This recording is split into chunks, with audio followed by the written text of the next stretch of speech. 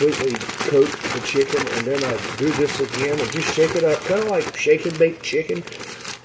Years ago, they used to have it. I don't know if you could still buy it or not. I don't buy it anymore.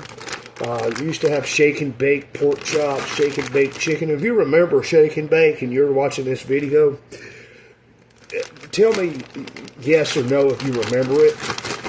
And comment city and state that you're at. And also like and subscribe for my channel as well.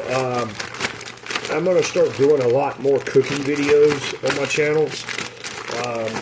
I'm always interested in new food recipes, new ideas. If you have any, share them with me. I'd be very much obliged to put them to test and use them and try them. And I will also make videos of me using them and cooking the food that you suggest me to try. I've always believed fried chicken is a good meal to have. Mashed potatoes, corn, green peas, something, vegetables. You always got to have your greens, your mashed potatoes, gravy. I got plenty of gravy, which I can use some of the grease out of this and actually make gravy. Gravy is nothing but grease and flour rendered down and turned into gravy. And I'm going to make gravy out of the chicken grease, and I'm going to make gravy and mashed potatoes. And I don't have any biscuits. I used my biscuits the other morning. I haven't been to the grocery store lately. This is my first day off, by the way. I've been at work for 3 days. Of course, Monday was Memorial Day in the United States.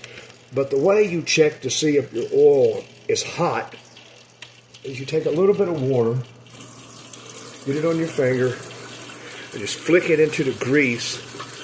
And I'll show you what I'm talking about. You just flick it in the grease like that. You see that way it done? It didn't make no sound. It didn't make no sizzling yet. When it starts to sizzle, when you do that, that's how you know your grease is at hot temperature. For those of us that do not have temperature gauges to check it, that's the way to check it, see if it's hot. Once it gets to a certain degrees, that's what I like to do. I cook my I start heating my grease up on about a medium-high heat. Then I'll reduce the heat down before I drop the chicken, because I don't want to cook it too hard and too fast. Because if you do that, it won't get the chicken completely done all the way through.